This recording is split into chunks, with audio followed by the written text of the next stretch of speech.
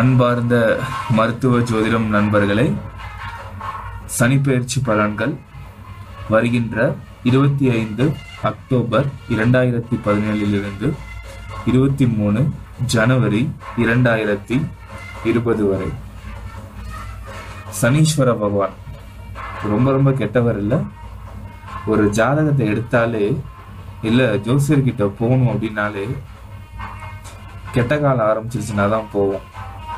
அதுவும் பொதுவாக கெட்ட காலம் எப்போ சொல்லுவோன்னா அஷ்டமத்து சனி, கண்டக சனி, ஏழரை சனி அப்படின்னு வரும்போது ஐயோ என்னமோ ஆச்சோ ஏதாச்சோன்னு சொல்லிட்டு ஜாதகங்களை தூக்கிட்டு என்கிட்ட வருவாங்க.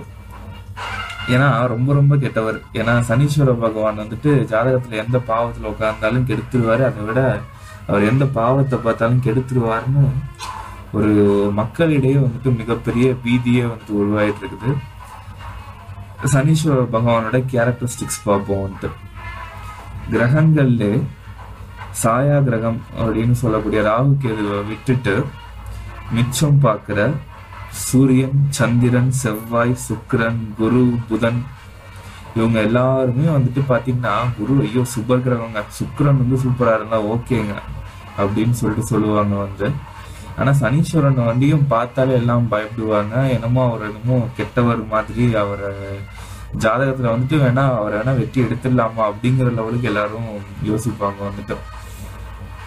உண்மையில சொல்ல போனா சுக்கிர பகவான் ரொம்ப நல்லவரா அப்படின்னு நீங்க பார்க்க போனீங்கன்னா அதிகமா நம்மளோட எதிர்பாலின விஷயங்கள்ல தப்பு பண்ண வைப்பாரு. சுக்கிர பகவான் காதல்ல மாட்டிக்கிறது, அதனால தோல்வி.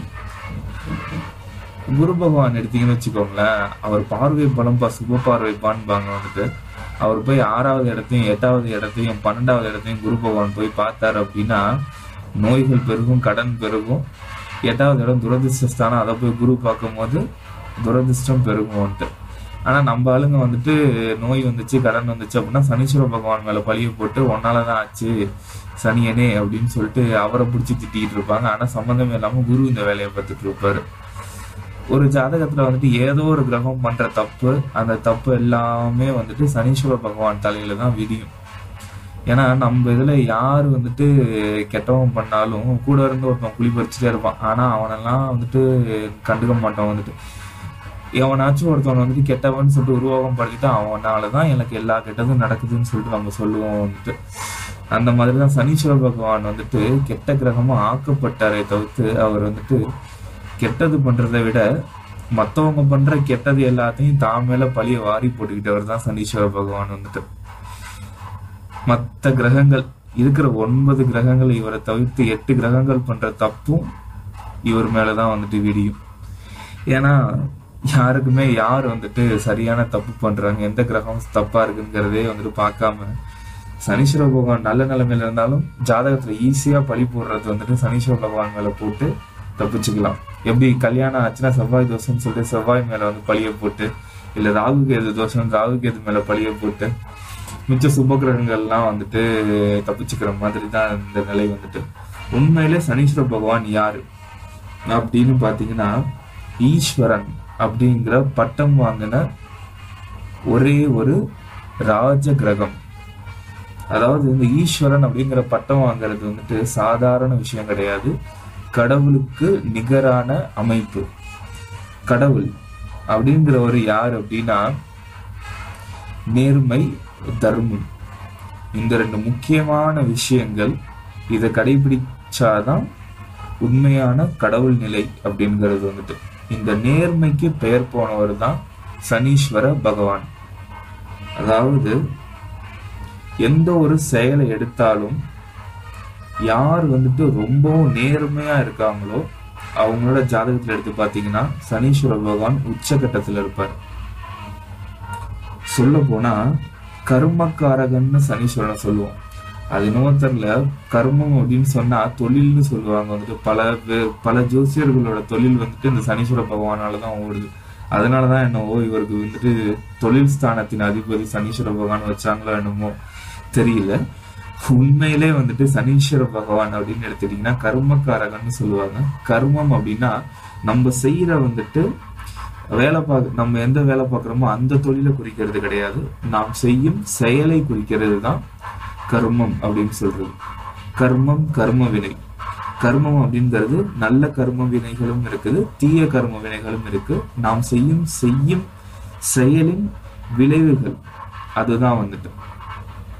அந்த கர்ம வினைக்கு காரகன் அவர் தான் வந்துட்டு. அதாவது ஒரு விஷயத்த ஸ்கெடியூல் பண்றதுன்னு சொல்லுவாங்க வந்துட்டு.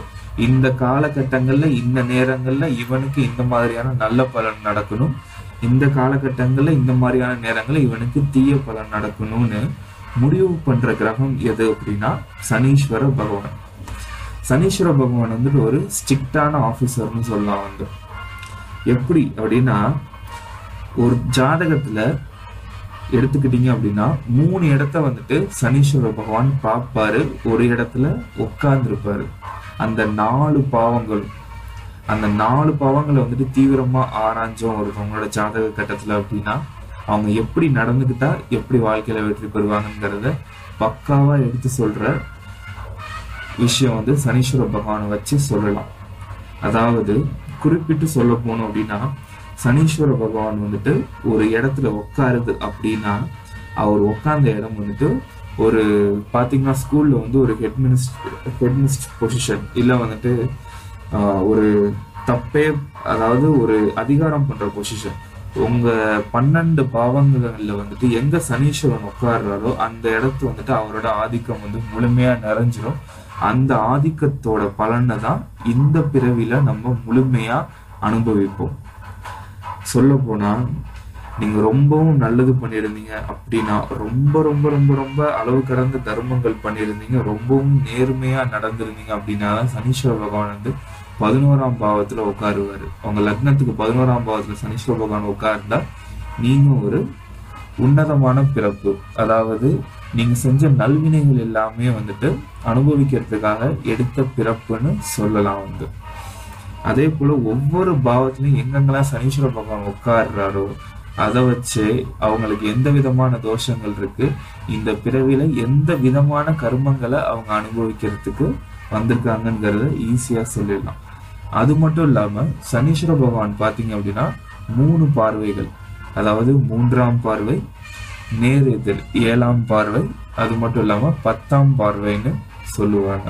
இந்த 3 பார்வையும் சனீஸ்வர பகவானுக்கு உண்டு. சயின்டிபிக்கா பாத்தீங்க அப்படின்னா, நம்ம எர்த்லேருந்து எந்தெந்த கிரகங்கள்லாம் வந்து தொலை தூரத்துல இருக்குதோ அதுக்கு எல்லாமே வந்து 3 பார்வைகள் இருக்கும் வந்துட்டு. எர்த்துக்கு அடுத்தது நீங்க பாத்தீங்க அப்படின்னா மெர்க்குரி, வீனஸ், எர்த்துக்கு அப்புறம் மார்ஸ், ஜூபிட்டர், சாட்டர்ன். மார்ஸ்க்கு எடுத்தீங்கன்னா 3 பார்வை இருக்கும், 4, 7, 8. ஜூபிட்டருக்கு எடுத்தீங்கன்னா 5, 7, 9. சனீஸ்வரனுக்கு எடுத்தீங்க அப்படின்னா 3, 7, 10.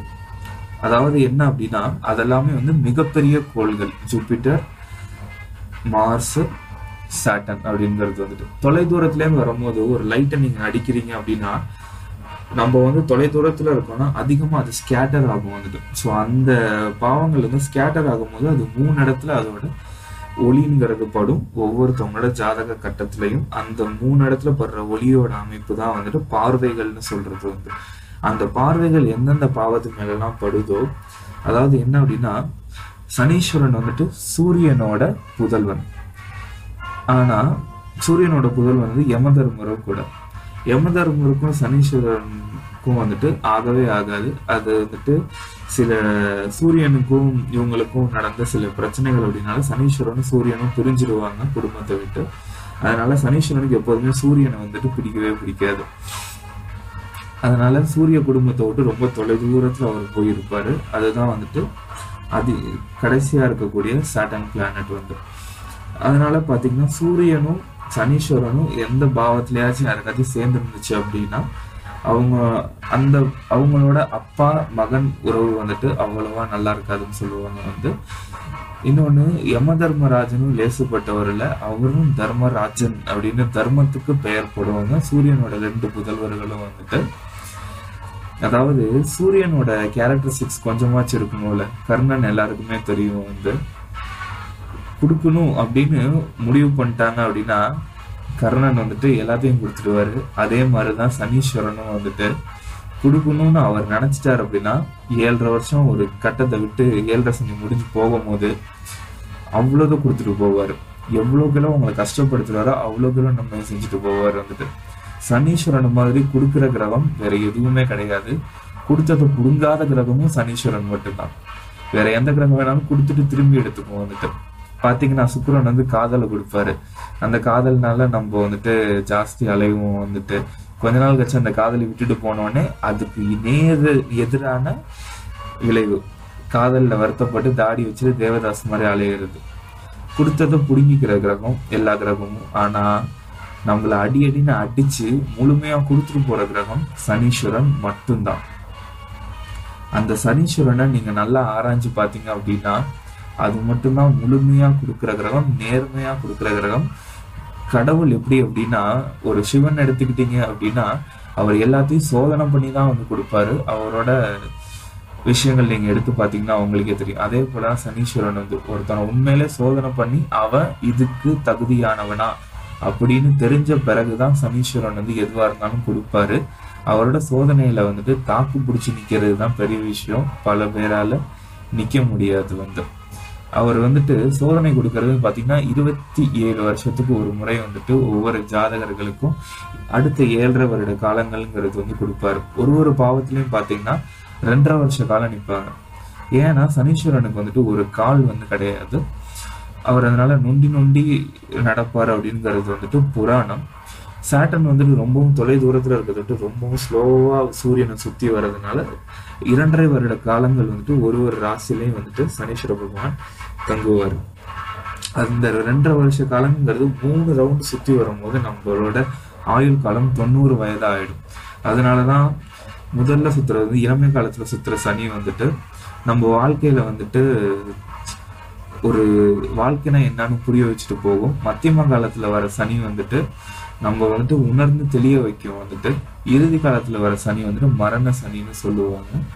3 ரவுண்டு சனீஸ்வர பகவான் வரதுதான் வந்துட்டு அந்த 3 ரவுண்டு வரும்போது 7.5 காலங்கள்ங்கிறது நம்மளை பிடிக்கும் போது நம்ம கிட்ட இருக்கிற பல தீய கர்ம வினைகள் வந்துட்டு விலகும். பொதுவா சொல்ல போனா ஒரு பேங்க் அக்கௌண்ட்னு எடுத்துக்கோங்க, ஒரு டெபிட் அக்கௌண்ட், ஒரு கிரெடிட் அக்கௌண்ட்னு எடுத்துக்கோங்க. 1 லட்சம் ரூபாய் வந்துட்டு உங்களோட அக்கௌண்ட்ல ஆல்ரெடி இருக்கு அப்படின்னா அதுதான் நீங்க பூர்வ ஜென்மத்துல சம்பாதிச்சுட்டு வந்த பணம்னு வச்சுக்கோங்க.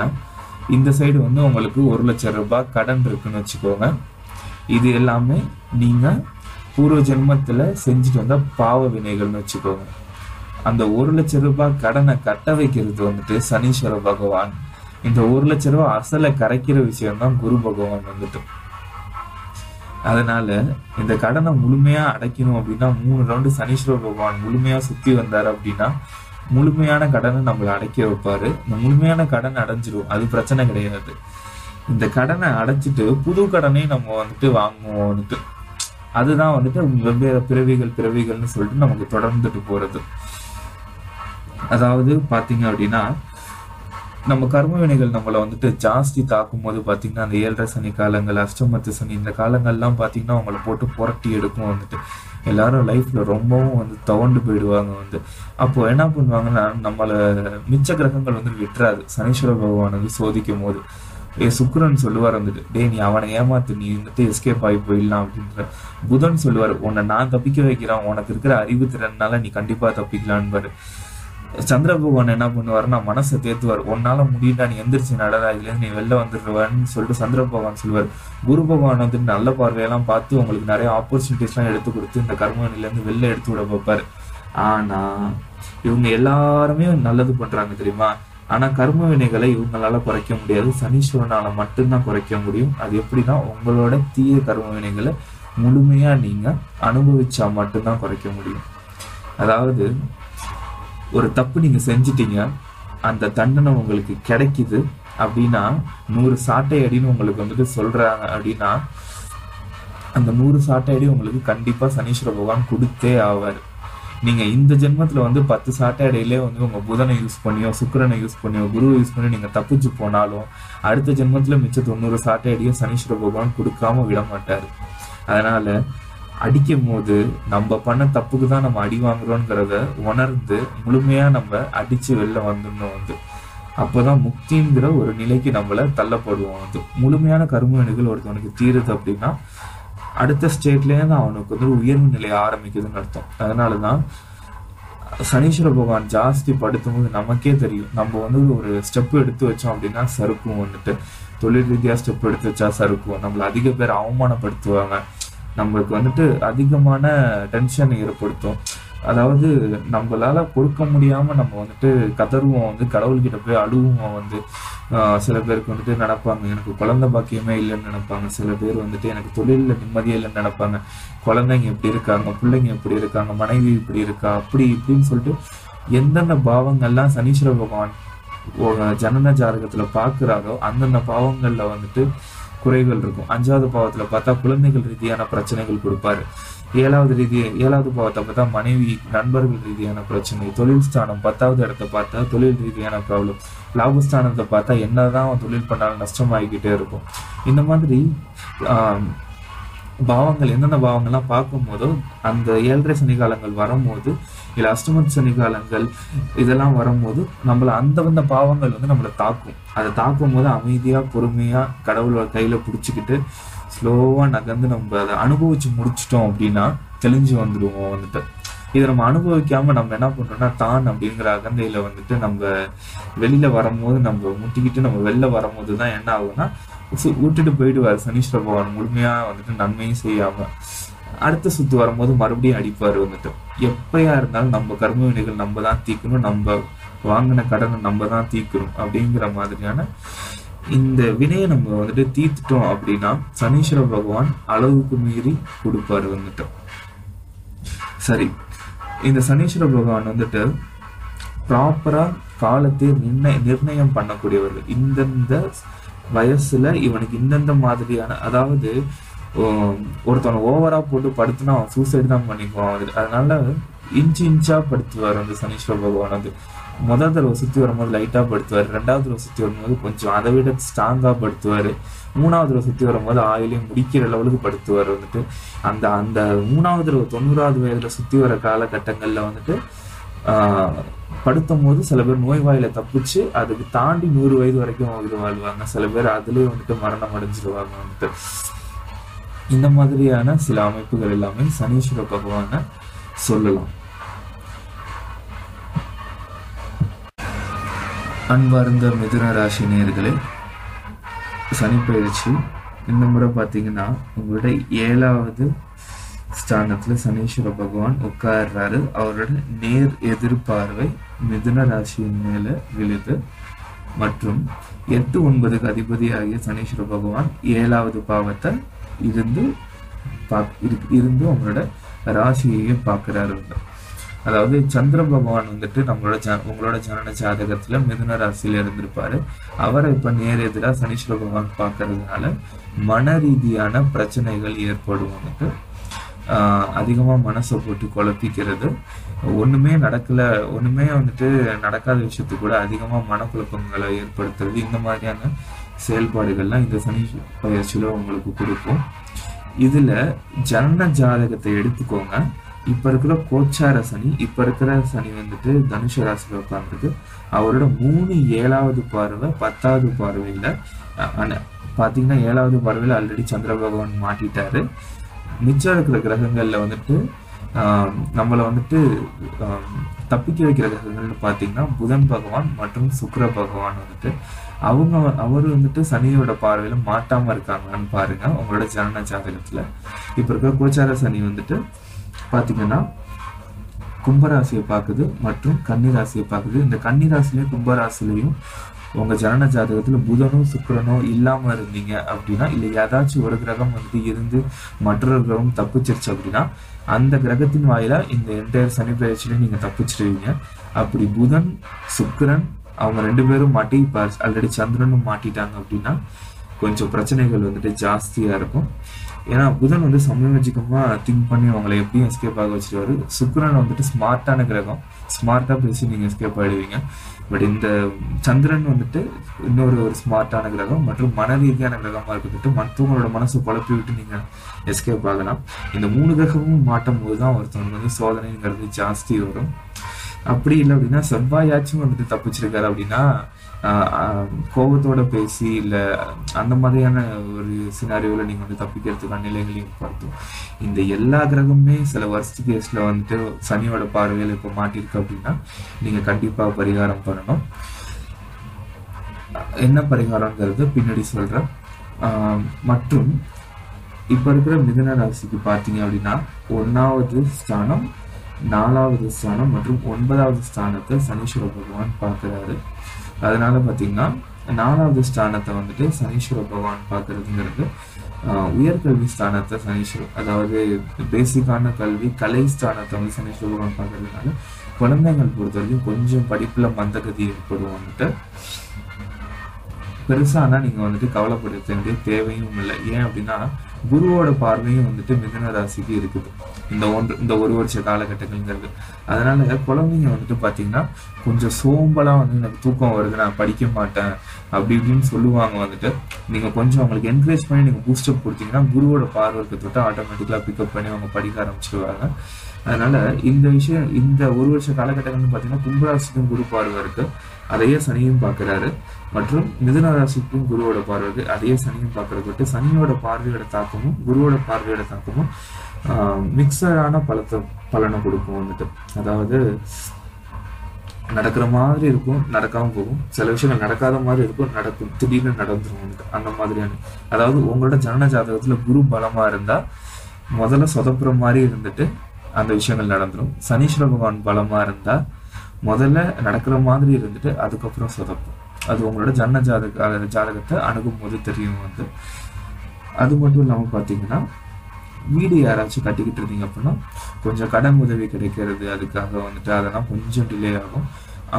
தாய் அம்மா ஸ்தானத்தை பார்க்கறது விட்டு சந்திரனே வந்துட்டு இப்படி சனீஸ்வர பகவான் பார்க்கறதுட்டு கொஞ்சம் அம்மாவுக்கு வந்துட்டு உடம்பு சரியில்லாதக்கூடிய நிலைகள் இல்லை கொஞ்சம் மருத்துவ செலவுகளை ஏற்படுத்தக்கூடிய நிலைகள்லாம் கொஞ்சம் இந்த காலகட்டங்களில் ஏற்படுத்தும். வந்துட்டு இதுக்கு என்ன வழிபாடு அப்படின்னா சக்தி வழிபாடு, துர்க்கை வழிபாடு மற்றும் காளி, ரவுத்ர காளி, இந்த மாதிரியான நீங்க வழிபாடு நீங்க செய்யும் போது அந்த சந்திரனோட பவர் வந்துட்டு உங்களோட ஜன்ன ஜாதகத்துல இன்க்ரீஸ் ஆகும். ஏன்னா நடப்பு கால கட்டங்கள்ல சந்திர பகவான சனீஸ்வரன் கோச்சார சனி பார்க்கறது தொட்டு அதிகமா நீங்க வந்துட்டு கோவில்ல ஈஸ்வரி வழிபாடு, அம்பாள் வழிபாடு நீங்க பண்ணும்போது இந்த பவர் இன்க்ரீஸ் ஆகும்போது மன ரீதியான பிரச்சனைகள் உங்களுக்கு ஜாஸ்தி கொடுக்காது. மற்றும் பாக்கியஸ்தானத்தையும் சனி பகவான் பார்க்கறதுனால வந்துட்டு அவருடைய பாக்கியஸ்தான அதிபதியாகவும் இருக்கிறத தொட்டு கொஞ்சம் லக்கு அப்படிங்கிறது உங்களுக்கு வந்துட்டு கம்மியா இருக்கும். அது மட்டும் இல்லாம வந்துட்டு நீங்க 2 ஸ்டெப் நீங்க முயற்சி எடுத்து வச்சீங்கன்னா உங்களுக்கு லக்கு கூடவே வரும். ஏன்னா 9வது ஸ்தான அதிபதியும் சனீஸ்வர பகவானா இருக்கிற தொட்டு. மற்றபடி பாத்தீங்கன்னா இந்த சனி பயிற்சியில வந்துட்டு ரொம்பவும் தாக்குதல் இருக்காது. வந்துட்டு குருவும் வந்துட்டு சேர்ந்தே பார்க்கறது தொட்டு எந்த விதமான கெடுபலன்களும் வந்துட்டு அதிகமான அளவுல இல்லை. இதுக்கப்புறம் பாத்தீங்கன்னா ஒரு வருஷ காலகட்டங்கள் கழிச்சுதான் வந்துட்டு கொஞ்சம் சோதனைகளான காலகட்டங்கள் இருக்குது. வந்துட்டு மற்றபடி எந்த வித பிரச்சனைகளும் இல்லை. வந்துட்டு அந்த காலகட்டங்கள்ல வந்துட்டு என்ன நடைமுறை நம்ம கடைபிடிக்கணும் அப்படிங்கிறது வந்துட்டு மாதராசி பலன்கள் வாயிலாவோ இல்லை அடுத்த பதிவுகள்லையோ வந்துட்டு சொல்றோம். வந்துட்டு சேனலோட இணைந்திருங்க, சப்ஸ்கிரைப் பண்ணுங்க சேனலை. நன்றி.